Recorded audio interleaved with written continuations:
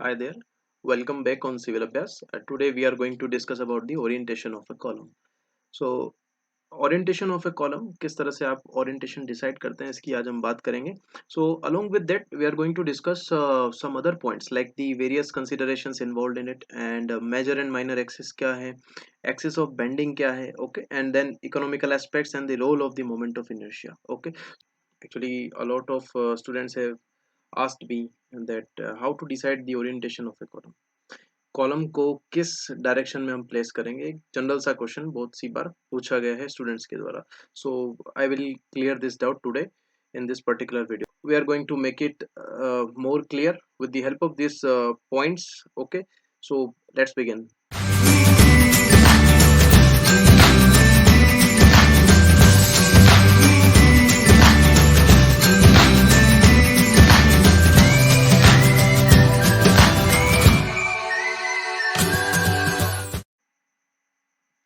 Yeah, so first of all, we'll learn about the major and the minor axis. So what is the major axis and what is the minor axis, as you can see on this screen. So let's start with the major and the minor axis. Simply, major axis means the axis which is going to provide us maximum moment of inertia, whereas the minor axis is that axis which is going to provide us the least moment of inertia. ठीक है, तो basically moment of inertia के basis पे हम इसको identify करते हैं major axis क्या है, minor axis क्या है. Let's say this one is your position 1. Let's say this one is position 1, this one is your position 2, and for that two positions we are going to consider the moment of inertia. Okay, so see, let's say for position 1,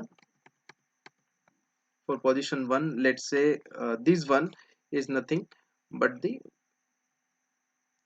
x1 x1 and y1 y1 axis, whereas this one is the x2 x2 and y2 y2 axis. Okay, let me write down x1 x1 y1 y1, whereas this one are x2 x2 and y2 y2 axes. Okay, so considering that, you can see here that if we talk about a rectangular section, जब भी आप rectangular section की बात करते हैं आपको पता होना चाहिए Ixx, that is moment of inertia, will be bd cube by 12. Okay, so bd cube by 12 will be that moment of inertia. Okay, so ये bd cube by 12 कहाँ से आता है, you know very well from your earlier concepts of strength of material and engineering mechanics आपने पढ़ा है, वहां से मैं आपको बता रहा हूँ. Okay, now you can see here the simply कई बार स्टूडेंट्स को डाउट होता है कि डी क्यूब किसको करना है, बी कई बार ऐसा लिख देते हैं d b cube by 12, confuse हो जाते हैं. Okay, so it depends on the axis, कौन सी एक्सिस आप कंसीडर कर रहे हैं. याद रखने के लिए मैं आपको बता रहा हूँ. ठीक है, याद रखने के लिए क्या है कि जो एक्सिस, जैसे x1 की हम बात कर रहे हैं और आई एक्स वन मुझे निकालना है, आई एक्स वन मुझे निकालना है. सो जो एक्सिस जिस डायमेंशन को कट कर रही है उसका हम क्यूब कर देते हैं. आप देख रहे हैं ये एक्सिस है आपकी और ये इस डायमेंशन को, दैट मीन्स ये कौन सा डायमेंशन है हमारा, this one is the depth. ये क्या है, डेप्थ है हमारी, whereas this one is the width only. Okay, so आप देखेंगे कि ये जो एक्सिस जो हम कंसीडर कर रहे हैं, ये एक्स एक्स एक्सिस क्या कर रही है, डेप्थ को कट कर रही है, तो इसका हमने क्यूब कर दिया. Okay, so I x one is what, b d cube by 12 simply. ठीक है, whereas if I talk about I y one तो ये कितना हो जाएगा आपका, वाई वन एक्सिस आपकी बी को कट कर रही है. आप देखेंगे बी डायमेंशन यहाँ पे और वाई वन बी को कट कर रहा है, so it will be d b cube by 12. This is just for remembering, ये आपके याद रखने के लिए सिंपल. ठीक है, ऐसा कोई कॉन्सेप्ट नहीं है. ठीक है, सो ये हो गया i x one i y one. If you talk about the second position, यहाँ पे आप देखेंगे i x two I y2 y2. See here x2 and y2 y2. So I x2 that means it is cutting in this dimension, that is what, ये क्या है, smaller dimension हमेशा width है आपका, ग्रेटर डायमेंशन हमेशा depth है. So this one is the width of the section, this one is the depth of the section. Okay, now from here I x two किसको कट कर रहा है, बी को कट कर रहा है. ठीक है, तो बी को कट कर रहा है, दैट मीन्स क्या हो जाएगा, d b cube by 12, whereas I y two will be b d cube by 12. Okay, ये चीज हमें पता चल गई. Now if we compare for both of this position, the moment of inertia is about different axes. अगर आप इसको compare करेंगे, so I x1 for this particular problem, let's write here, let's say I x1 is greater than I y1 यहाँ से हमको क्या पता चल रहा है, x1 is greater than I y1 whereas from this particular problem we can say that I think it may not be visible to you. Let me write it somewhere.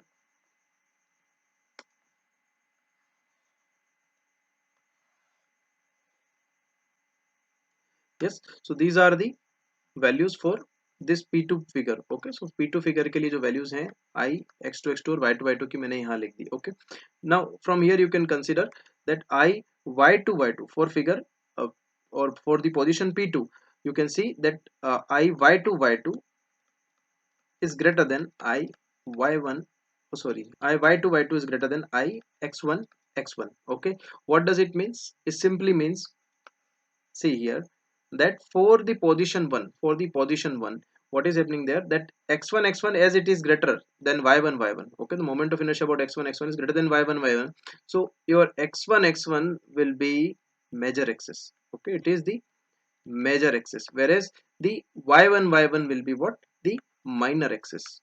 Okay, where whereas in the case of the position 2, where x2 x2 is nothing but a minor axis, it is minor axis, and the y2 y2 axis is nothing but the, it is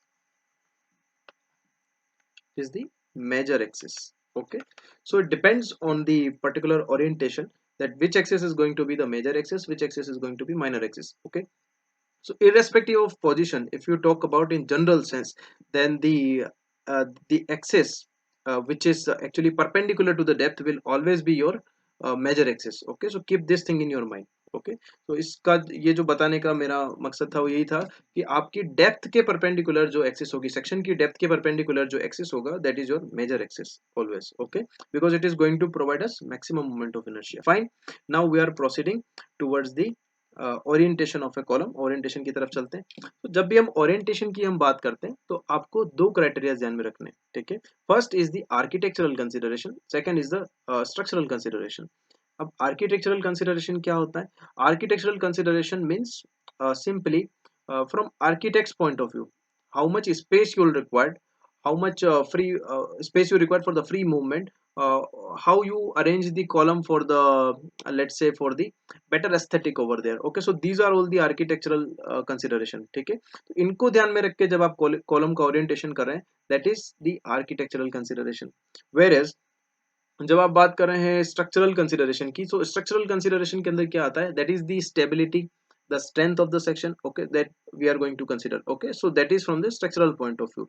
that means वहां पे हम क्या करेंगे, moment of inertia को एक parameter रखेंगे जिसके through हम क्या करेंगे, ओरिएंटेशन डिसाइड करेंगे. तो दो तरह से ओरिएंटेशन डिसाइड होता है, आर्किटेक्चरल पॉइंट ऑफ व्यू से और स्ट्रक्चरल पॉइंट ऑफ व्यू से. ठीक है, अब हम वन बाय वन देखते हैं. आर्किटेक्चरल पॉइंट ऑफ व्यू की जब हम बात करते हैं तो आप देखेंगे like this there is one plan which I have drawn for the girls hostel building somewhere. Okay, तो इसको आप ध्यान से देखें. अगर ये इस कॉलम की हम बात करते हैं पर्टिकुलरली, अगर इस कॉलम का ओरिएंटेशन लेट्स से इस तरह से होता, ये जो कॉलम है आपका, अगर ये इस तरह से नहीं प्रोवाइड होकर, let's say this column is somewhere like this, अगर ये इस तरह से होता, the depth of column is in the y y axis, not in the x x axis. तो क्या होता, सी आप यहाँ पे समझ सकते हैं कि जो भी यहाँ पर स्पेस होता है उसके अंदर ये ऑब्स्ट्रक्शन कर रहा है. ठीक है, ये डाइनिंग का जो स्पेस हमने बना रखा है इसके अंदर ये ऑब्स्ट्रक्शन कर रहा है इस पर्टिकुलर प्लान में. Okay, so that is not good from architectural point of view. So architectural consideration के हिसाब से आपको ध्यान रखना है कि जो स्पेस है, फ्री स्पेस, उसमें ये ऑब्स्ट्रक्शन क्रिएट नहीं करना चाहिए. That's it, that's how you will decide the orientation of column from the architectural point of view. ठीक है, other factors are like from the aesthetic point of view कि दिखने में कैसा है, that is one factor. Okay, उसके हिसाब से भी आप डिसाइड कर सकते हैं orientation, especially for the outside columns. Generally outside columns के लिए ऐसा किया जाता है. ठीक है, so these are the parameters for the architectural consideration. Whereas if we talk about from structural point of view, ठीक है, structural point of view थोड़ा सा complicated है. उसको समझने के लिए पहले मैं आपको बताऊंगा what is axis of bending, then we'll proceed toward the structural consideration. ठीक, यहाँ पे एक डायग्राम है हमारे पास. इस पर्टिकुलर डायग्राम के अंदर let's say this one is the figure 1. इस डायग्राम के अंदर हमने ये फिगर 1 फिगर 2 मार्क कर दिया है. ठीक है, अब आप ध्यान से सुनिएगा मैं क्या बोल रहा हूँ कि in figure one if you talk about, okay, so that is something like a bending in a horizontal plane. ठीक है, बेंडिंग कहाँ है, हॉरिजॉन्टल प्लेन में. Whereas in figure 2 the bending is in the vertical plane. ठीक है, जिनको समझ में नहीं आया कि हॉरिजॉन्टल प्लेन में बेंडिंग कैसे हो रही है, वर्टिकल प्लेन में बेंडिंग कैसे हो रही है, तो आप ये समझे that is something a bending which will provide for making a Bengal. जैसा आप एक बेंगल को बनाने में, आप चूड़ी या कोई कड़ा है उसको बनाने में आप जो बेंडिंग प्रोवाइड कर रहे हैं in horizontal plane. Okay, horizontal plane पे, सो वो आपकी बेंडिंग कैसी है, that is the in the horizontal plane, whereas जब आप एक आर्च की या एक बीम की हम बात करते हैं, okay, let's say this one is a beam, okay, और इसकी जो बेंडिंग हो रही है that is along the vertical plane, ये वर्टिकल प्लेन के अलोंग है, ठीक है। तो अगर आप इतना समझ गए तो आपको यहाँ से पता चल जाएगा कि एक्सिस ऑफ बेंडिंग क्या है, okay. So the axis of bending is the axis about which the moment is acting to bend the beam in a particular plane, okay. So horizontal plane की जब हमने बात की तो moment will be somewhere about these axis you can see the red one, okay. So this axis is what the axis of bending, this axis is what the axis of bending, whereas in figure 2 you can see here that as the moment is acting, as the moment is acting in this direction, okay. So this green one is your axis of bending, ठीक है। तो इस तरह से generally आप decide करते हैं कि आपका एक्सिस ऑफ बेंडिंग क्या होगा। इसको ध्यान में रखने के लिए या इसको समझने के लिए एक बहुत इजी कॉन्सेप्ट है, मैं आपको बताता हूँ ताकि आप हमेशा समझें कि एक्सिस ऑफ बेंडिंग किस डायरेक्शन में होगा, ठीक है। तो उसको समझने के लिए आप क्या करें, देखिए यहाँ पे एक थंब रूल है, there is one thumb rule, और ओके। सो आप इस थंब रूल की हेल्प से भी समझ सकते हैं। यहाँ पे क्या हो रहा है, this fingers when you put your hand in this position, okay, अगर आप जैसा फिगर में दिख रहा है आपको, इस पोजीशन में अपने हाथ को रखते हैं, so this fingers are actually showing the moment direction, the direction of the moment, okay. Where is this thumb is representing what, this thumb is representing nothing but the axis of bending, okay. Simply आप ये देख लें कि आपका जो curvature है या आपकी जो बेंडिंग है वो किस प्लेन में हो रही है, okay. So along that plane moment will be acting, so यहाँ पे मोमेंट इस प्लेन में एक्ट हो रहा है तो मोमेंट इस जगह पे है, और जिस एक्सिस के अबाउट मोमेंट एक्ट हो रहा है that is your axis of bending, ठीक है। It is that simple. Similarly if we change the position, so you can see here the moment is actually acting in this figure I'm talking about, okay। So this moment is acting about like this, and the axis of bending will be somewhere here in this direction, okay। so इस तरह से आप decide करेंगे कि axis of bending कहाँ पे होगा, ठीक है। अब जब आप एक्सिस ऑफ बेंडिंग समझ गए, now it is very easy for you to decide the orientation of a column, कि आप स्ट्रक्चरल पॉइंट ऑफ व्यू से उसको आप किस तरह से ओरिएंट करेंगे, ठीक है। तो the thumb rule is that कि आप जब भी ओरिएंटेशन को डिसाइड कर रहे हैं, the depth of the column should be, the depth of the column should be perpendicular to the axis of bending. इस तरह से जब आप अरेंज करते हैं you will get maximum moment of inertia, right. जब मोमेंट ऑफ इनर्शिया आपको ज्यादा मिलेगा, okay, then there will be economical conditions. अब आप सोच रहे होंगे कि मोमेंट ऑफ इनर्शिया से इकोनॉमी कैसे आ रही है, सी, more will be the moment of inertia, more will be the stability, okay, better will be the stability, more will be the resistance, more will be the resistance, then less still will be required in the column। अगर column का geometrical arrangement से अगर आप इतना moment of inertia ले पा रहे हैं तो एडिशनल रेनफोर्समेंट की रिक्वायरमेंट कम हो जाती है, और जब एडिशनल रेनफोर्समेंट की रिक्वायरमेंट कम हो जाएगी तो आप समझ सकते हैं कि वहां पर इकोनॉमिकल कंडीशंस होंगी, ठीक है। तो इस तरह से आप लिंक कर सकते हैं इन चीजों को। Thumb rule is that from structural consideration अगर आपको समझना है तो the depth of column should always be perpendicular to the axis of bending, ठीक है। तो यहाँ पे आप देख रहे होंगे पर्टिकुलर ये अरेंजमेंट है, और यहाँ पे आपके सारे कॉलम जो है वो let's say this direction is, इसको हम बोल देते हैं वाई डायरेक्शन, इसको हम बोल देते हैं एक्स। सारे कॉलम आपको दिख रहा होगा they are oriented along the Y direction, that means the depth of the column is facing the Y direction, okay. तो अगर आप ये कॉलम यहाँ पर इस तरह से प्रोवाइड करते तो क्या होता, अगर ये कॉलम आपके यहाँ पर इस तरह से प्रोवाइडेड होते तो क्या होता, देखिए यहाँ पर suppose this one and this one, this two columns, यहाँ पे क्या होता है कि डिफ्लेक्शंस बढ़ जाते हैं, ओके, डिफ्लेक्शन बढ़ जाते हैं और मोमेंट ऑफ इनर्शिया कम हो जाता। उसको बैलेंस करने के लिए आपको क्या करना पड़ता है, ज्यादा से ज्यादा स्टील आपको प्रोवाइड करना पड़ता, ठीक है। Will check that in which beam the maximum bending moment is coming, okay, and from that point of view उस डायरेक्शन में हम कॉलम को उस तरह से ओरिएंट करेंगे कि उसकी जो कॉलम की आपकी डेप्थ है that is always perpendicular to the axis of bending, ठीक है। जो मेजर आपका बेंडिंग जिस डायरेक्शन में हो रहा है उसको ध्यान में रख के आपको करना है, ठीक है। There are two beams, you can see here this one and this one. If I talk about the arrangement of this column, okay, there are two beams, ठीक है। तो इस कॉलम का अरेंजमेंट कैसे डिसाइडेड होगा, जहां मैक्सिमम बेंडिंग मोमेंट आ रहा होगा, and that depends on the configuration of the structure, उस पर डिपेंड करेगा, ठीक है। So that's the technique how to decide the orientation of the column, okay.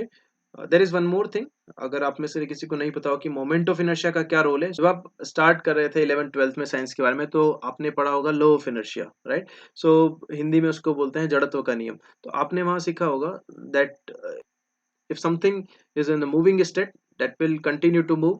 Okay, if something in a static position, that will continue to be in that position. Okay, unless and until there will be an external disturbance provided to them. Okay, जब तक कि आप उसको कोई external force लगा के बाहर से उसको आप डिस्टर्ब नहीं कर रहे हैं, वो अपनी पोजीशन में मेंटेन रहता है, वो अपनी पोजीशन को कंटिन्यू करता है। That is the what we can say that fundamental law. Okay, so you can consider from that point of view that the more will be the moment of inertia, जितना जड़त्व ज्यादा होगा, okay, the better will be the stability, उतनी ही stability उसकी ज्यादा होगी।